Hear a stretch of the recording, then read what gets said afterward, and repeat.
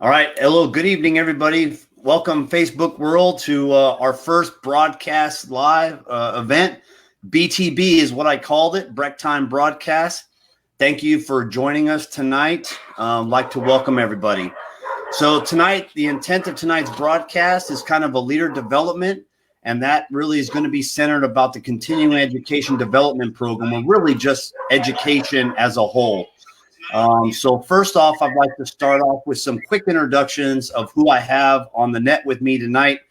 And so I'm going to start off with First Sergeant Adam Walsh, who is our engineer, senior leader course instructor, or course manager, course chief. And he's responsible for all the non-commissioned officer, engineer, ALC, and SLC courses here on Fort Leonard Wood. And we have him here tonight because he is a current NCO in the Army who is currently seeking his degree through online means. Next, I'd like to introduce Dave Turnbull, a soldier for life, served over 30 years in the United States Army. And so we're glad to have him on board. And last but not least, I'd like to introduce to you Kevin Nolan, another soldier for life, serving over 30 years in the military. And so for all of you, thank you for your service. Great to have you tonight. So I'd like to go ahead and start off with some personal introductions and allow them a few seconds to talk about themselves. So first, I'd like to go ahead and turn it over to Adam. Adam, go ahead. Sergeant Major, I'm First Sergeant Walsh. Like you mentioned, I'm the course chief for Engineer Senior Leader course at the NCO Academy at Fort Leonard Wood. I've been in the Army 17 years. I had a break in service for 4 years, so that added a lot of context to my career. And like you said, I'm currently almost done with my bachelor's degree, and I'm pursuing it online.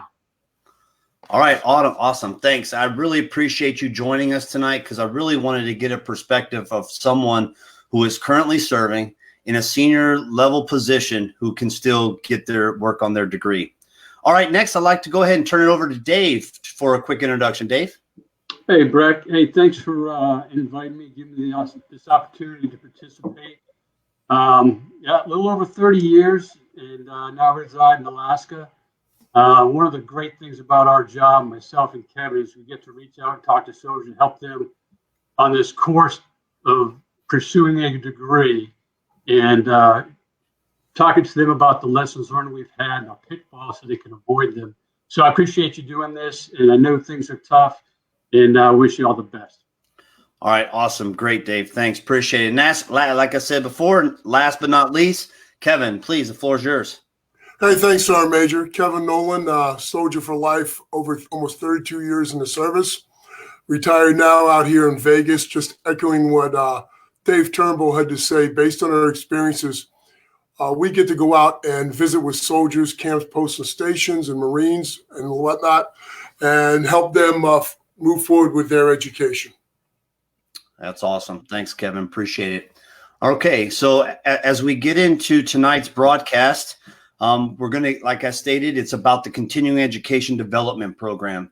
But before we get into a series of questions and stuff that I have for the panel, I want to quickly tell everybody out there about a quick story that I normally tell to all of the folks that I encounter when I talk about education. And that is, number one, about an NCO, Corporal Gary P. Westerman. Now, this story dates back to January, February of 1990 in Camp Casey, Korea, where I was introduced to my team leader, and his name was Corporal Gary P. Westerman. And of course, I was a young kid there, just graduated high school, doing the Korea thing. And he was a little bit senior to me, obviously being a corporal. And he was the one that kind of said, hey, Breckenridge, come here. You want to take a college class with me? And I told him the first time, I said, no, thanks, Corporal. Appreciate it. I just graduated high school. I want nothing to do with college. I joined the Army because I didn't want to go to college, right? And he's like, well, it can help you, this, that. Talked to, about a few things. And I graciously said, no, thank you. I appreciate it. But then as I saw him throughout the weeks coming home on Monday, Wednesday, and Friday in the evening with his books, his criminal justice books, and started talking to me about the great instructor that he had and it was a great time that he was having, I was like, wow, this is something I could probably do. So I said, hey, Corporal, I'm ready to do it. I'm ready to dive in. I'll take one class just to check it out and see if I'm interested. And I will tell you that one class got me to where I'm at today. And so I owe a lot to him. And so I always tell the Gary P. Westerman story. And then I always challenge someone out there to be a Gary P. Westerman. And so tonight I'm going to try to be everybody that's watching tonight. I'm going to try to be your Gary P. Westerman story to give you the information you need to help you continue your college or to start your college or continue your college. Because as we know, education is important, whether it's for professional development or personal development. If you're in the military, you know that college will help with promotions. And if you're in the civilian sector, you know that it will also help with promotions. And promotions mean more money, and more money is great. So that's what it's about. So we're going to go ahead and start off with tonight. And let me go ahead and start with Dave first. And so the continuing education development program, the basis of it, started back in 2015 and 2016 when the Army and TRADOC and a bunch of smart folks developed the NCO 2020 strategy.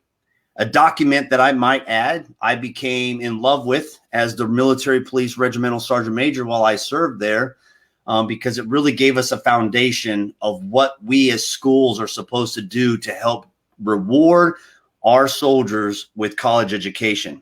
And one of the key tasks in line of effort number 1 was the continuing education development program. Dave, can you tell us a little bit about the premise of the program and some of the new changes? Well, yeah, thanks. It's a great document. I got to work with a lot of smart folks, Dave Davenport from TRADOC in particular, Jim Thompson, another one, just a credible effort to work with this. And as you said, line of effort 1 was all about the NCO, development of the NCO, because we knew anything going forward was key that we got that part right. So we looked at, a deliberate progression across education, training, and experience to develop the NCO to be more competent, to excel in this complex world. And part of that was definitely looking at our education process. And some of it was simple, some of it was a little tougher to do. We along with that, we came up with STEP, Select, Train, Educate, Promote, which changed how we did a lot of things in the Army when we put education as a priority before promotion. So we had people that were qualified and had the requisite skills before they were put in that position where they would serve. So that was one of them. Changing the way we did education. Maybe it sounds like a simple thing, but changing from a multiple choice response to a written response had some huge implications. And we saw weaknesses in our communication skills and our education level as we started piloting some of these courses. So, and then the last thing, while we did change that bubble chart to a written response, we found where we could gain credit recognized by academia when it was warranted. So then we saved soldiers time and money. They didn't have to redo courses or redo training that they already did in the military in a civilian education setting. So it was a huge benefit to them. And as we see the changes across the Army as they progress from the basic leader course up to the master leader course, it's our major course, their writing, their communications, their critical thinking, everything improves along the way. So I think there was a huge turning point in recent time, at least while I was in the whole service, that made a huge impact. So thanks for asking that. Yeah, no, it did make a huge impact because really, and I know we're going to get into it a lot, is what the things that it did and it allowed us as the schools to do and get those universities to really just own up to what they owe us for college. And we'll obviously get that into that tonight. But before a soldier or someone can get college credit, there's this thing called the Army Continuing Education System, or otherwise known as ACE. And Adam, First Sergeant, you recently sat on an Army Continuing Education System board, or otherwise known as the ACES board, for the 12 Series MOS. Can you tell us what the board was for and really what came out of it? So Sergeant Major, it was about a year ago, I think. And I had gone onto my JST and I noticed that 12 Zulu, my current MOS, it just said not evaluated. So I tried to figure it out and I wrote them. I sent them an NCOER to show that I was a 12 Zulu. I sent them in my ERB. I did all these things and they said, no, it was only evaluated during this time frame. So I wasn't getting any college credits for any of that. So myself and another first sergeant at the time, First Sergeant Simsek, sat on the board and they sat us down. It was numerous colleges from around the United States. I can't even remember all of it. It was University of Mississippi. And I mean, it doesn't matter the university. And they basically asked us, you know, other than what your job description says, what do you do? Like, what are the implied tasks, basically? And saying everything wasn't the right answer, obviously. And we went into all of the different things that we talked about with manning and you know, taking care of soldiers and everything else. And we went from getting nothing to, I believe it was 15 or 18 college credits. Wow, that's a huge jump. That's a huge jump. So sorry about that. I was unmuting my mic, but no, that's a huge jump. Wow, fantastic. Thanks, Adam. Appreciate it. I've never sat on an ACE board, and I know that we have to do them in conjunction with the Army University team out there with Command Sergeant Major Teresa Duncan out there. That was one of the things that I got briefed on very quickly was the ACE board, making sure we get those credits. So thanks for that. Appreciate it. So real quick, turning to Kevin, after hearing about Adam's experiences at an ACE board, what are some additional things outside of the ACES board that have allowed colleges and universities to give us the maximum college credit for our military and civilian work experience? Thanks, Sergeant Major. Hey, we operate off at Purdue Global. We operate off experiential learning. That is credit for your experience, be it military schools. Not only your basic combat training, which offers credits, but your AIT and subsequent NCO Academy classes. But we also look at some of those other classes you may have attended within the military, such as Equal Opportunity Advisor, the SHARP course, those types of courses. And we have our faculty for each particular department review those POIs and lesson plans to try to give the maximum amount of credit a soldier can earn, or a Marine, or a sailor, or an airman can earn prior to enrolling in college. All right. Yeah, that's perfect. And that's exactly, and I know that you and I work very closely on a few of those.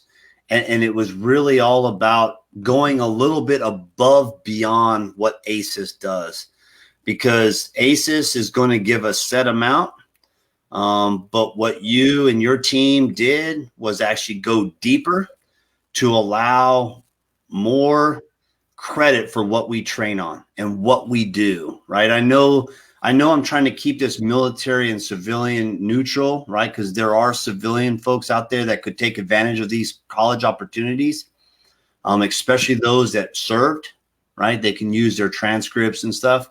But really the target is for those that are currently serving. And I know we're going to get into more detail in a little bit about, degrees and stuff like that, but really about focusing and getting every credit that we should get for the training that we receive. So thanks, Kevin. I appreciate that.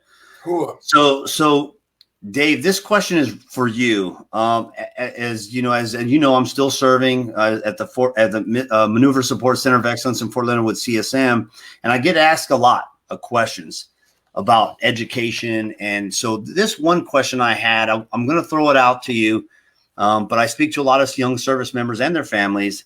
And one of the questions I routinely get, though, is they ask me, what is the perfect associate's degree, right? Because when you're about ready to make that plunge into starting your education, that first stressor that you're going to have in your career or in your decision is, oh my gosh, well, what degree plan do I do?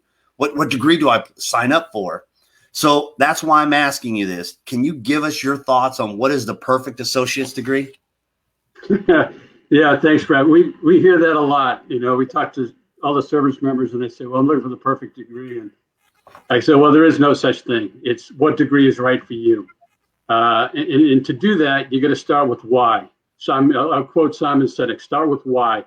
What is your purpose? Are you just looking for college credit or promotion points to get promoted, which we refer to as speed to degree? Are you looking to go into a certain field when you get out, either healthcare field or fire science to be a firefighter? So you got to start with what is your purpose for getting this degree, and then from there you decide where you want to go to. Now I say there's no perfect degree, but there's a couple things you have to look at. You want a degree that is from a regionally accredited university. You want it to be something that's transferable or hopefully has a pathway to a bachelor's and master's degrees. So you don't want a degree that's terminal where you finish your associate's degree. Now you got to start from scratch to build up credit for your bachelor's degree. So you want a pathway that delivers you from your associate's to your master's degree.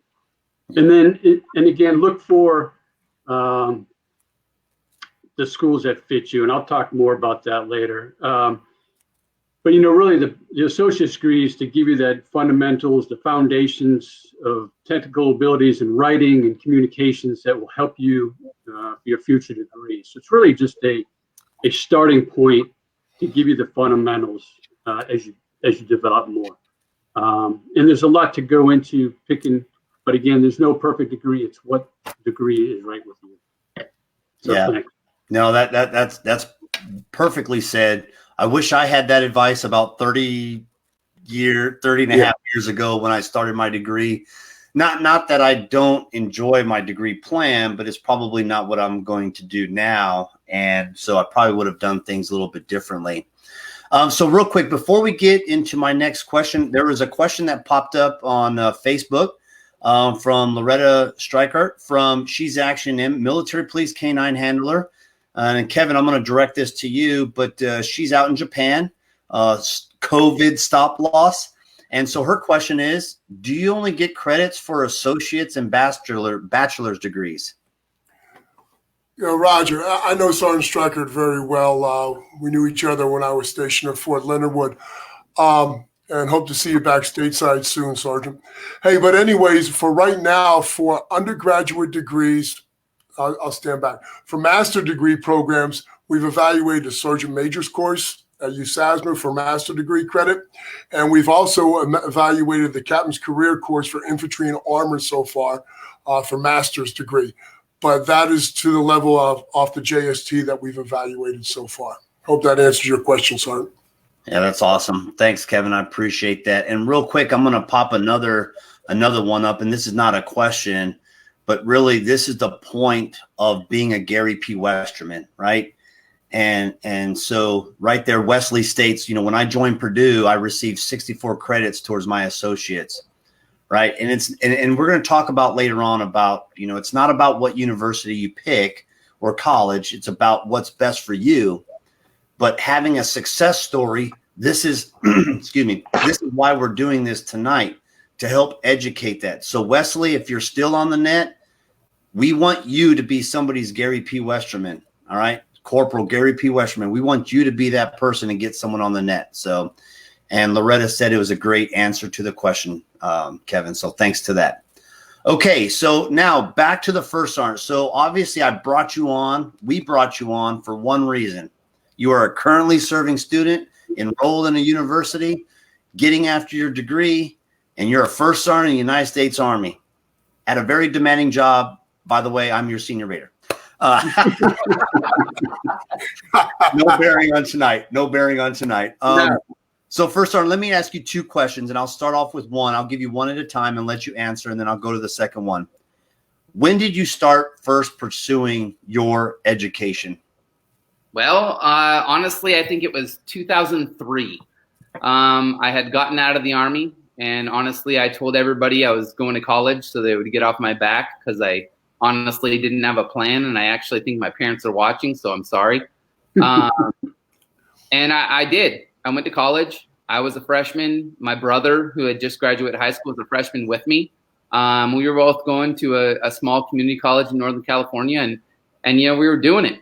And I walked into an algebra class, and the teacher told me, "You're never going to use this. I'm not going to take roll, and none of this is going to matter." And that's when my college education at the time went down the drain.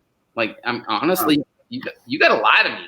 You know what I mean? Like, at least give me some reason that I'm going to do this at 22 years old. You know what I mean? I didn't know what I was doing at the time. I just knew that, hey, I got out of the Army and I didn't have many skills, because being a combat engineer in the Army as a specialist doesn't give you a lot. And I got to do something. And that was where it all started, Sergeant Major. All right, no, that's great. And that's kind of the answer I was looking for, was really about where the basis was. So the next question is going to be, now fast forward, but what took you so long? And I want you to be honest with us. What took you so long to start pursuing your continued education once you came back into the Army? Well, I mean, I came back in the Army in 2006, and I hit the ground running. I got assigned to the 173rd. We deployed, came back, deployed, schools, all those things. And I said I didn't have time, and all those things. And if I would have been told, well, honestly, to kind of go back, we all talk about our success stories and, hey, I did this and this worked. But I think what we need to talk about is, hey, I did this and you know what? It didn't work. I got out of the Army and I went to college and I fell straight on my face. I mean, it was brutal. And I came back in the Army because honestly, it's not that bad. And I hit the ground running, like I said, and I was getting after it and doing all those things. And it wasn't until years later, after I got on the trail and, I kind of realized that, hey, you know what? The Army might not be forever. Because that's what I told myself. I came back in the Army in 2006 as a private, and I was 26 years old, and it was a struggle. And I told myself, I'm going to stay in the Army until they say, you got to get out. But then life happened, and I got married, and I had kids. And guess what? The Army isn't going to be there forever. And when I hang this thing up, I'm going to have something other than being a combat engineer in the Army. And that's why I wanted to continue my education. But what took me so long, honestly, I didn't think I had time, because nobody sat me down and said, hey, check this out. It's not going to take that much time. You can do it after work. You can do it on the weekends. You can do these things. It's possible. And if somebody had told me this 10 years ago, I'd have a master's degree now. I wouldn't be a first sergeant sitting here waiting to try to get my bachelor's degree in 5 classes. Cool. Yeah. Well, I will tell you, you're not alone. There are a lot of folks out there, and they're probably listening tonight, or I hope they will be listening. And those are the ones that are wanting or needing to take that plunge. And that's what it's all about. That's what, again, and I keep saying this, but this is why tonight, this is what it's about tonight, is to educate those folks and get those folks to do what you did, was to take that plunge and get back into it, knowing that one day we're either going to need to take it off, or it'll help us in our career, promotions, et cetera, et cetera. So great answers. Thanks for starting. I appreciate that. Okay, so now I have a question for all three of you. And so I'm going to go in order. This time I'm going to start in reverse. I'm going to start with Kevin, and then I'll go to Dave, and then I'll go to Adam. So the question is, why do you think it's important to continue your education both in and out of the military or in the civilian world? And I want you to please hit on some key points of promotions, better jobs, more money, et cetera, et cetera. Kevin, floor is yours. Go. Hey, thanks a lot, Sergeant Major. Hey, it's important to continue that degree while you're in the service, because it's a stepping stone. Your military career is not the whole book. There's going to be a chapter after you get out, whether you transition after one tour or if you do 31 years afterwards. There's going to be something. What's next? But while you're in, why not prepare yourself by taking all the education you get? And I often relate to soldiers. The Army asks, and any service asks a whole lot from you. They're willing to give you $4,500 of tuition assistance every year for you to get. You can also apply for financial aid from the federal government at no cost to you to continue your education. It makes you a better soldier, because now you're talking and you're conversing on levels equivalent of your peers and your bosses. When you get out, I often say, A degree is not going to get you a job. A degree is going to get you the interview for the job. And if you want to see what I'm talking about for those out there, open up USA Jobs. And if you're looking for a GS 9 or 11 job or higher, at the bottom line after qualifications, it's going to say degree requirement. And you don't even get referred if you don't have that degree. So again, continue education, continuing learning, and continue to get after it. I yield the floor to whoever follows next. Dave, please. Yeah, a great response. I 100% concur. All those things you mentioned, Breck, has a direct correlation with. But I'll say it goes bigger too. It helps you communicate, both written and oral communication. It helps you become a better critical thinker. How to comprehend complex issues. It's not so much as we're going to tell you what to think, as we're going to train you how to think, and just become a well-rounded, not just NCO, but a more well-rounded person.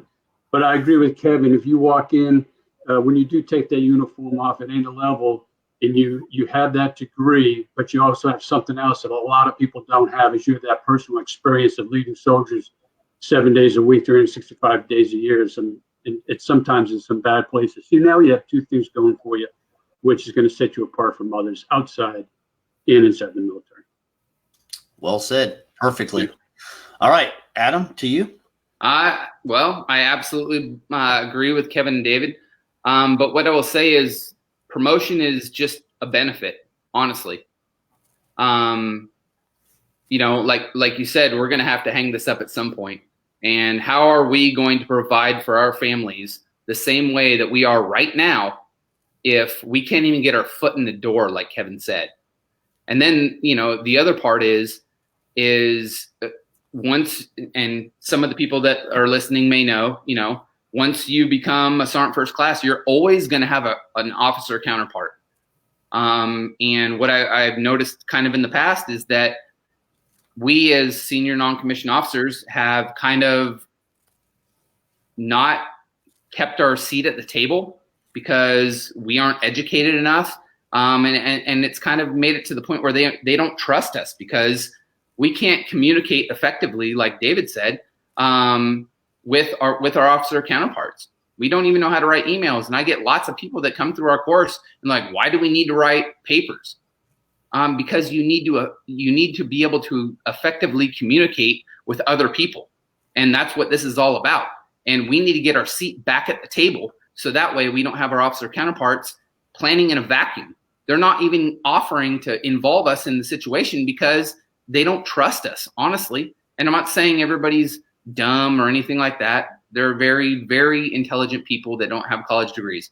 I absolutely understand that. But when you go through these programs and you do these things, you're going to gain a level of education that will bring you a seat to the table. And that's in the military. That's the biggest thing. But like you guys said, once you hang it up, what do you got? One day I'm just going to be Adam. One day Kevin became Kevin. David became David. Sergeant Major, someday you're just going to be James. You're going to hang it up. And what else do you have? Hey, if I could just caveat real quick, Adam, in the position you're at, being at a professional military education, can you tell the difference between someone who's been taking college courses with the ease that they're doing the courses and someone who is struggling a bit? Absolutely. I mean, hands down. Somebody that even knows the APA format, whether it's 6 or the new one that just came out, 7, whatever it may be, absolutely. I don't care which format you know. At least you know what a running head is. You know all those things. Absolutely. Because we get them and they come in and we give them all of the information and they still don't do it right because they haven't been doing it in their personal life. Cool. That's it. All right, before we get moving on, I have a question pulled up on the screen, and I'm going to offer this to either Dave or Kevin. Jamie Desch, she is a Sergeant First Class here on Fort Leonard Wood, just recently graduated SLC, Distinguished Honor Grad or Leadership Award, pretty awesome NCO. And she asked if she already has a bachelor's degree and currently a staff sergeant, promotable, Is there anything that she can do military-wise to help her with her master's degree? Dave, you want to take this, or would you like me to? Yeah, I'll take it. You know, we base everything for military credit off the JST. So the JST awards it as an upper level or lower level credit. She would have to look at her JSTs to see what's on there, what upper level credit was given to her, or not given to her, but she earned that could go towards a master's degree. And there are a number of programs out there that look.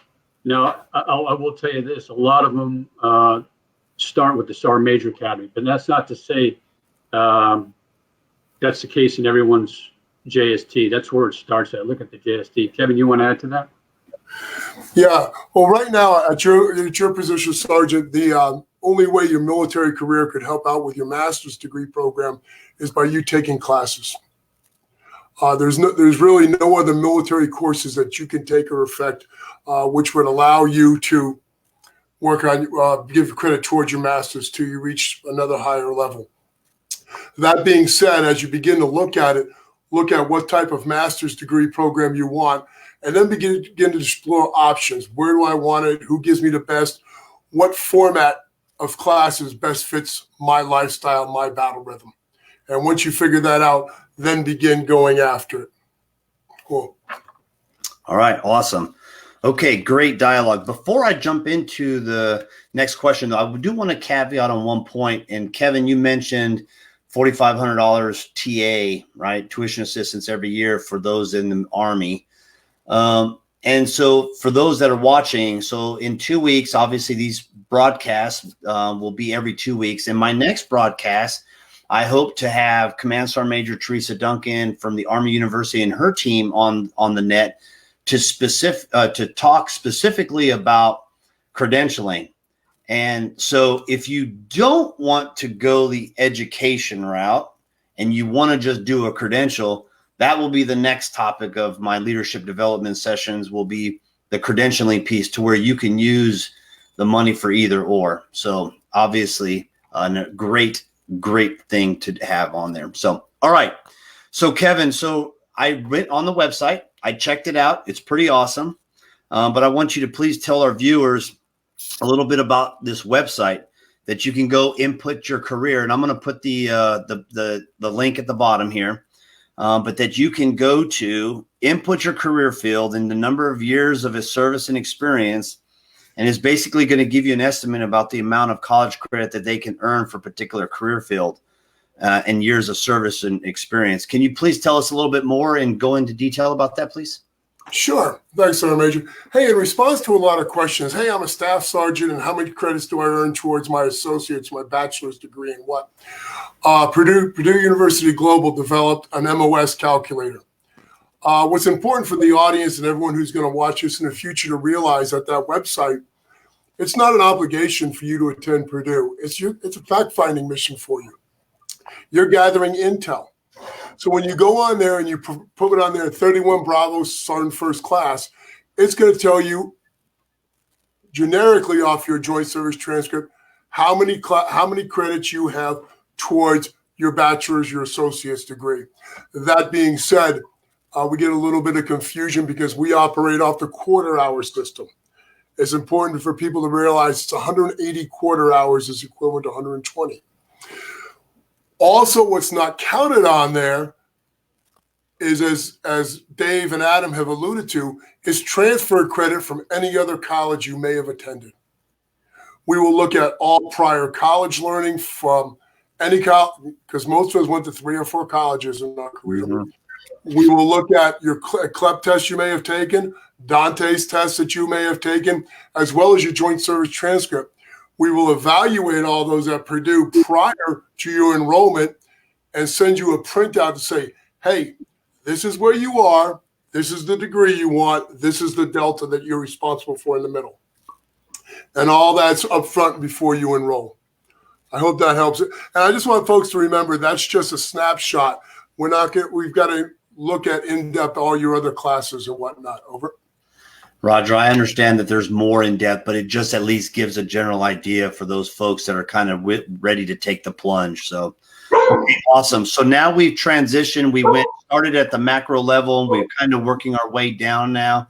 So we've talked about, how it started, how they evaluated, what are some of the key points of why to do it. And now I want to zero in on Adam real quick. So the next question is for you. Can you please tell the viewers a little bit about a typical online class that you have experienced? Like, what are the classes like? Excuse me. How much time each week do you spend doing the classes? And what are some of the tests like, because it's all online? Well, Sergeant Major, before I do this, can I address what Sergeant Major Halliburton said? Yeah, please do. Absolutely. That's why I popped it up there, because I wanted to go ahead. I can't see it anymore. Go ahead. I know, but he said something about your seat at the table doesn't just reflect being educated or your education. And absolutely, Sergeant Major, I don't know you personally, but I've heard great things about you from Mark Shellhace. And you're absolutely right. Your education is not the end all be all. It's not going to get you an amazing job when you get out of the Army. It doesn't mean you get a seat at the table. It doesn't mean any of those things, because everybody in this forum right now knows probably somebody with a doctorate that isn't that smart. They were just obedient and did what the school said they had to do. I'm not saying that 100%, and thank you for pointing that out, Sergeant Major. Yeah, that's a great comment, because we always, and I think First Sergeant Walsh, we've talked about this in some closed door sessions, right? About promotion boards, and not one thing is going to get that promotion, right? Being a drill sergeant is not going to get you promoted. Having a college degree is not just going to get you promoted. Having a 300 PT score is not going to be the only thing that gets you promoted. It's being the total soldier concept. And I think that's what you were really trying to get at. And I appreciate Mark's comment, because he is one of those NCOs that is a truly well-rounded NCO that gives back every day. So, all right, great topic.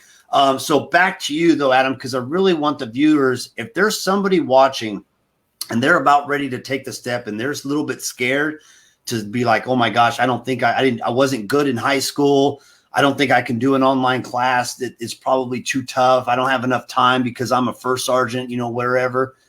Tell us a little bit about that. Or I haven't gone to school in 10 years and man, this is going to be rough, or whatever the case may be. And I don't know anybody else that did it. And all those, the anxiety, honestly, there is anxiety when you start to go to school. And I completely understand it, because I went through it myself. But honestly, you have an assignment. Well, you have a discussion board every week. You have to do an initial post, and then usually 2 posts after that, depending on the class or depending on the instructor. It'll depend on the word count. You may have an assignment that week. You may have a quiz that week, but there are no tests. I haven't had a test in the school since I've been there. And usually it's a paper every other week. And then depending on the course, like when I took statistics, it was a quiz every week, and that was more taxing. The time, that's honestly on you. How do you want to do in the course? I've spent a little bit of time. I've had the same instructor now for the past 2 courses that I've had, and he said, do a little bit every day. Do just something in the course every day, whether it's this discussion board post, whether it's your paper, whether it's a quiz, whether it's whatever, and you'll be successful. And I have had absolutely no issues. All of the instructors are very, very approachable. You can contact them any way, email. They put their phone numbers up there. They put everything up there. Your academic advisor, everything. I mean, it's very user friendly. That's awesome. That was the exact insider type information that I was looking for, is to tell people it is easy. You can do it. So, okay, great. Thanks, First Sergeant. I appreciate that. Let me just caveat on to what Adam says. We run our classes at Purdue a little bit differently than some of the other ones, and a lot of people are afraid of those standardized training you've got to complete for the Army every quarter, the death by PowerPoint, read this, do that. We do ours a little bit different because we recognize the stressors put on a soldier or a service member. So our classes are taught live by the professor. So when you log on, just like you're logging on right now, you'd be seeing your professor teaching you the class. What I also like is we understand that the battle rhythm of a soldier. So we record those classes that a soldier can go back later on and watch that class and get credit for it if they can't make it at their assigned time. So that allows our young whoas on the tip of the spear in Korea, Germany, Kuwait, and those places to be able to go to school as well. Over. Yeah, Sergeant Major. Yeah, he's absolutely right. So you have seminar once a week. You can see an instructor, but if you don't have the opportunity, they have seminar option 2. You watch the seminar, not live. And then you can go back and you answer the questions about the seminar and you can get full credit. I've used it a couple times when I didn't have the opportunity, whatever was happening in my civilian world or in the military, and I completed that and I got full credit. Yeah, that's awesome. Thanks for that. I appreciate great dialogue. So real quick, just to the viewers out there, if you do have a question, I forgot to mention this up front. If you have a question, just type it in the comments and we'll post it on the feed and we'll get an answer for you. Okay. So, all right. So moving on. So Dave, we talked about this earlier, but I want you to expound on it a little bit. But it's all about talking to folks about finding the right college or university or even the right degree plan for them. What advice would you give to the nervous young man or woman who is a little apprehensive about taking this big step? Well, I would say it's just like anything that you're going to invest time and money. Talk to those who have walked down the path before. And it's good time because my mentor, Phil Johnrow, former 1st Cav Division, former CAC Sergeant Major, just popped up. He's watching. And he would come see me. I'm at 32 years at the Army. He goes, "What are you doing to improve yourself?" And I'm like, "Really? I still got to improve myself?" And he was actually working for a university. He goes, "I don't care if you come to my university, but get your degree. Get your graduate degree before you get out." He goes, "I'll help you all you want, but you need to do this." So he continues to be a great mentor of mine. But what I did was listen to him, what he had, and then I found the school that was right for me. I found the program that was right for me. And just like I said, a little bit of investment in your time will save you a lot of pain in the future. So talk to those who are either in school, talk to the First Sergeant Ryans that are plenty to be found, say, "How's your experience?" And then look at the school itself. There's a lot of military-friendly schools. Our school at Purdue is very military-friendly. We do a lot for the military, and it's a simple concept because our president, Mitch Daniels, says it's the right thing to do. And again, maybe an online school is not the way for you. Maybe Ryan likes that interaction over the computer, but some people like to sit in person. So do that time. Then go to those school websites, take a look around, see what you can find out, and then look at, okay, go back to why. What am I doing this for? And then look at the timeline. Is it 20 classes you need? Is it 6 classes, 8 classes? And then base it off your timeline. But I'll go back, and I tell this to a lot of soldiers, and what I told Ryan years ago, the longer it takes you to start, the longer it takes you to finish. So start out small, take 1 class, see how it goes. Maybe you'll be able to move to 2 classes at a time and shorten that duration while you're in school. But I think once you build that reputation and you dedicate that time to school, it'll become natural habit to you, so you'll be able to continue on. Just take your time, look around, and ask the right questions. If you don't know the right questions, ask somebody what the right questions are. Yep, absolutely. Hope that helps. Yeah, no, take 1 class at a time. That's some great advice. Great advice. Now, so there's probably a lot of nervous folks out there, Adam, who are a little bit worried about their military career during the day, or even their civilian job, whatever they're doing. But can you please help us understand a little bit about what are some of your challenges that you might have had while attending online college, but while still maintaining your daily requirements that we put on you? There's a lot of anxiety, honestly. I didn't know the right direction. If it wasn't for Kevin stepping in because he knew Mark when he was an instructor with us, I would have never even considered going to that school. it's a struggle sometimes. Sometimes there's late nights, but you kind of have to weigh, is it worth it? You know what I mean? Can I do some things at work? Yeah, sometimes I can. Am I honestly, yes, I can do those things. But most of the time it's once the kids go to school or go to sleep, then I do my discussion board posts. I have my seminars, I do my papers, I do all those things at home. And if I do something, like I said earlier, a little bit every day, it's absolutely manageable. In some of the other positions I've been in, when you're in the field or when you're doing all those other things or you're deployed, could it be a struggle? Yes, absolutely. But all of the instructors are absolutely willing to work with you, and they will give you some grace when it comes to, hey, I've got this going on, as long as you contact them prior to. That's perfect. Awesome. Okay, great. So obviously the main focus of tonight has been about the continuing education development program, and we've had some great topics and questions come up. And so one of the things that we stress about tonight is not about one particular university. You got to find what's right for you. Drill Sergeant MacArthur there posted, he attends CTC. They have self-paced courses and it works for him. And that's what it's all about. And I think all four of us online and many other leaders will say, we don't care where you go to school. Just go to school. Okay. Please.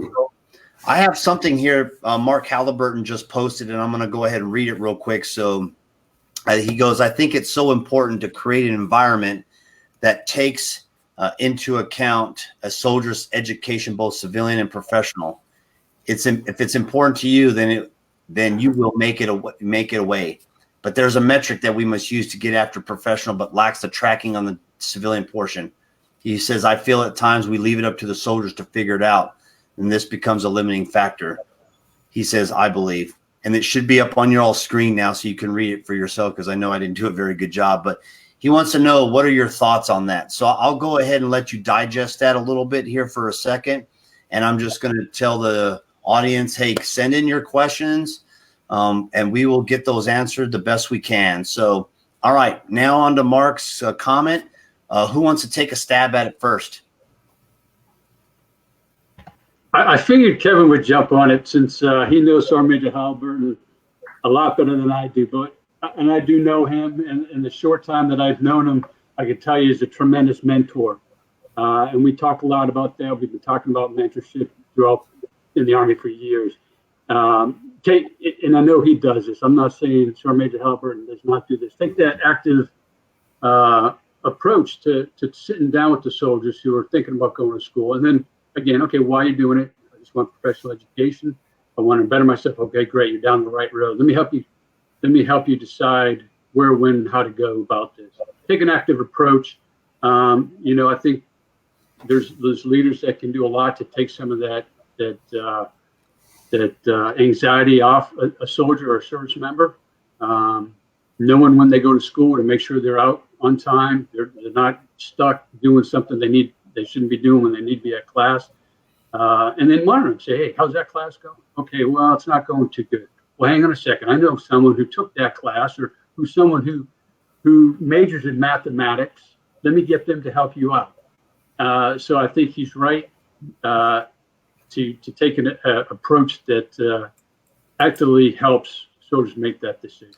Well, I think leaders, and before I go to Kevin, but I think it's sometimes us leaders that sometimes we have to do that in power too. So, not a big long story, but when I was a young sergeant in Hawaii, I was the only young man in my platoon that was actually taking college credits. And I remember my platoon leader, Lieutenant Akamura and Ranger White, would send me, when I was out in the field, they would drive me back. They would have someone drive me back in a Humvee to go do my classes on Schofield Barracks on Tuesdays and Thursdays or whatever.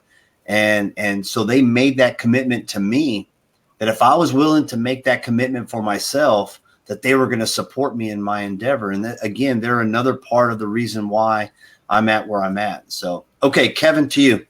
Yeah. Hey, great question, Mark. And I'm glad to see Sergeant Major Estrada from NTC's on here as well, too. NTC does something a little bit different in that they'll bring their OCs and their troops from 11th ACR back in the fields on Thursdays to attend college because their leaders are taking an active interest in what their soldiers are getting for their education. A lot of times, I think, Mark, we're not tracking their civilian portion of education because maybe it's not important to me as a leader because I got mine. But it's more important to get this job done for the military. We're not looking at the complete soldier. Not only time now, but time down the future for promotions, time next chapter of their life. So leaders have to be actively engaged in all components of a soldier's or their subordinates' life, both while on duty and off duty. Just like we care what they do off duty, getting a DUI on the weekend or whatever, we got to be concerned about the good things that they're doing and push the good things and give them opportunities to do those good things during the after duty hours. So they'll be good soldiers. I hope that helps out a little bit or answers a little bit of question mark. It's perfectly said. And I'm going to quickly go to Adam because I want you're currently serving, you're a first sergeant. Do any of your SGLs take college, and what do you do to enable them to allow them to be successful in their online education or their education period? Well, yes, absolutely. All but I think one, and he's already gotten a degree, are taking college classes right now. One's actually, he was doing in-course classes in Rolla, but obviously that's not happening anymore. But to address Sergeant Major Halliburton's question, I think that we've all kind of gotten to the point where we keep saying, hey, we need to invest in our soldiers, but kind of what we need to get at is investing in our soldiers as people and making them better people. I know a lot of people, especially that grew up in the Army I grew up in, were told, hey, you need to do correspondence courses so that way you can get promoted. I guarantee that anybody in this forum or anybody in the chat, if they took their 1,000 correspondence hours and went to an employer and said, hey, I've got these 1,000 correspondence hours, they would laugh at them. But hey, if I have a bachelor's degree or if I have a master's degree or whatever degree you have, they're going to be like, oh, wow, that actually means something to me. So if we start investing in our soldiers as actual human beings and making them better people, one, they're going to be better soldiers because one, they trust us because they're going to understand that, hey, we are caring about you as a human being, not just another number. But once they get out of the Army, then they're going to have something substantial. Like I said, being a 12 Bravo in the Army, I'm sorry, man, that's not getting you much these days. You know what I mean? I mean, maybe being a 31 Bravo, maybe that's going to get you something, but not a 12 Bravo. At least have a bachelor's degree. At least get your foot in the door. Yeah.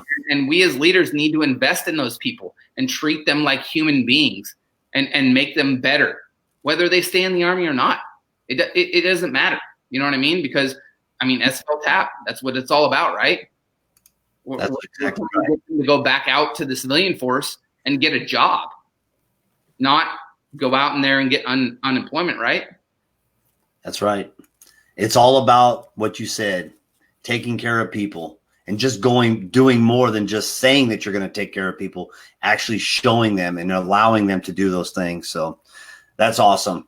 All right, real quick, before we get into closing comments, I think the questions are kind of running low, and I'll still allow them to pop up as we go through this. But the first thing is Dave, can you please, for anybody that's listening or want to know, can you please give us your email address, and then Kevin, if you can do the same thing for them to contact you if they have any questions. I'm going to throw it on the ticker too, but it'd be nice to hear it from you.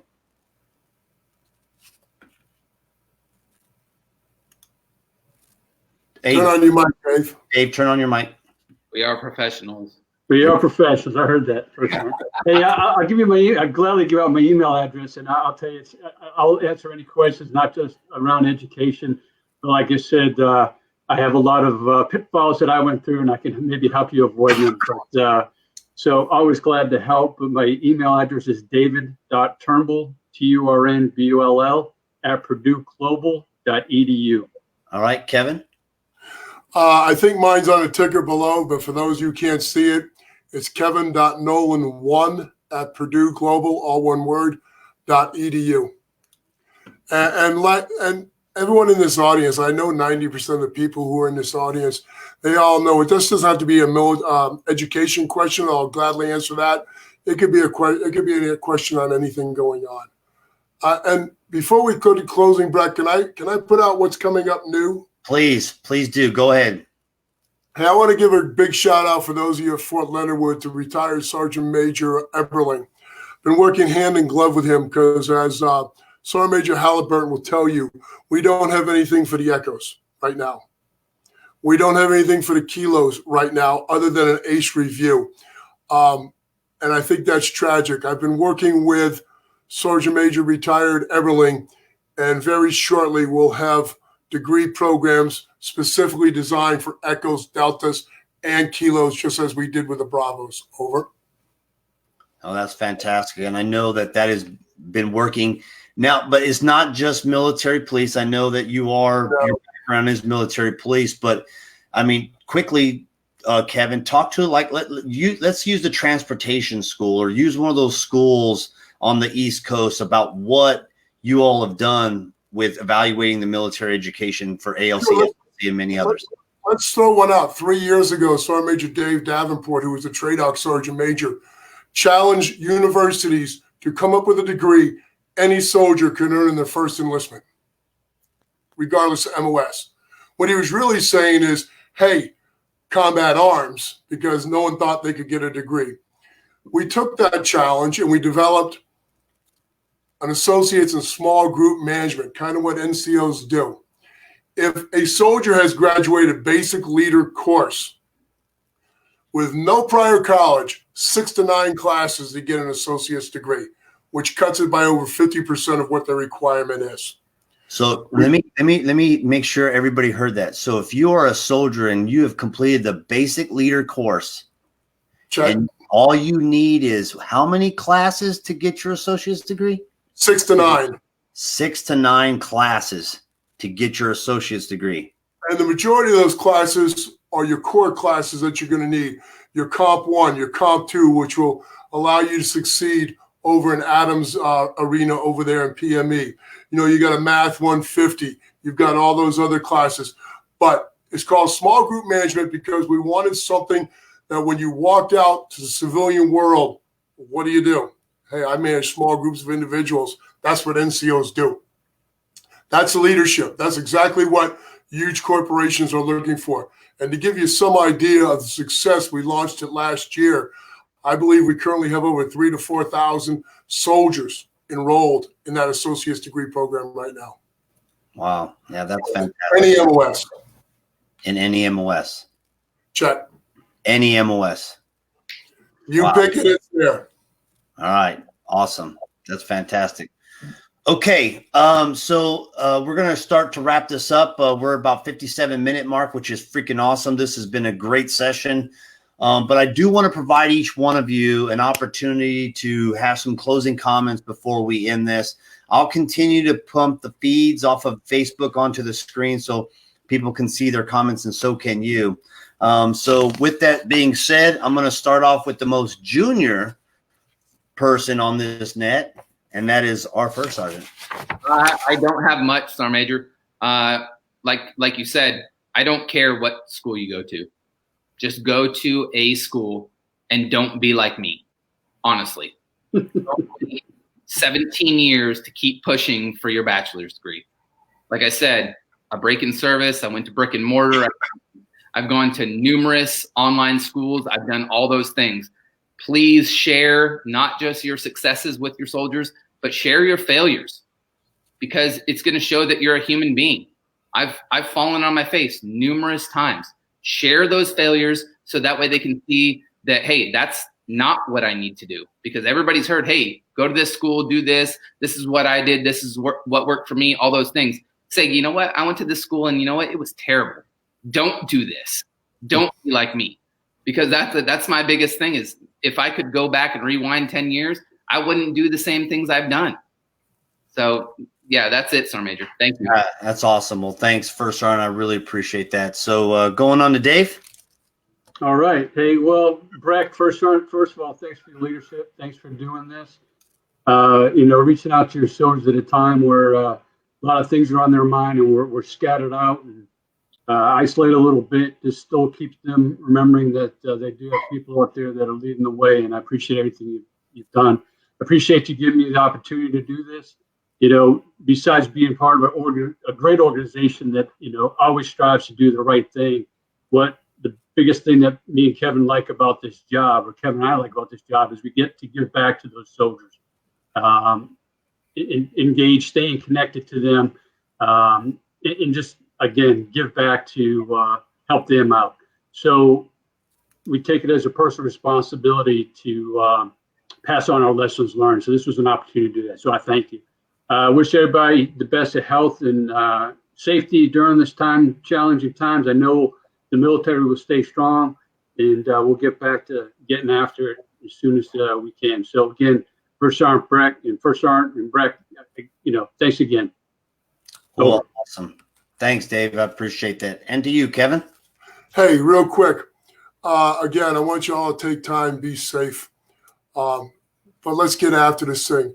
Dave and I, we often travel together, and I'll tell you one thing. I'm not asking a soldier to buy anything.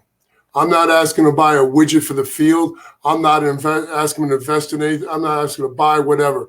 What I'm asking them to is to invest in themselves. Take a little time. If the Army's going to let you go to school and help you out, take a little time and invest in yourself. Make that investment in your future and your family's future. And as for universities, I see a lot of great talk on here. It's like buying a car. You might not like the cup holders in this car, but you like them in that car. Find a university that fits you. But for God's sakes, look at more than one university. Comparison shop, just like you would for a car. And then take what fits you best and gives you the best deal that you could take and fits your goal. And I want to, again, thank everyone for being here, taking time out of their day, wherever they are. And thanks for being on the tip of the spear out there, and we'll get through this crisis all together. Over. Absolutely. Well, gentlemen, and now on to my closing remarks. So as I told you in a meeting that we had a few days ago, I've been wanting to do this for a long time. And, we talked about 20 to 30 minute session, and here we are at 102. But you know what? That's okay.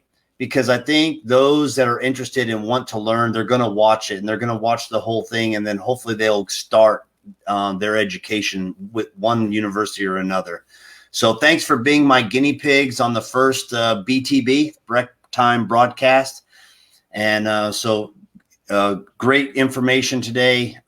As I stated, I'm going to do credentialing, and I'll do an investment one and Soldier for Life and just a bunch of other things. So really great to have two gentlemen that I consider my mentors, Dave Turnbull, who was, and Kevin Nolan, and of course, my first sergeant at the NCO Academy. Thanks all three of you for being here today. I think you proved my point of what I was trying to get at, and that is no matter what you do, self-improvement is important. And this is just one of many ways, which is education. And so thank you very much. Have a wonderful day. And to all those out and watching in Facebook world, thanks for your amazing comments and questions, and look forward to 22 April at 7 p.m. Eastern Standard Time, where I hope to have the most amazing dynamic Sergeant Major out there, Sergeant Major Teresa Duncan from Army University, on to talk about credentialing and all the changes that have been happening in the Army. So thank you very much. Have a wonderful evening. God bless. Stay safe out there. # stay COVID free. Good night. Airborne. Thanks, Sergeant Major.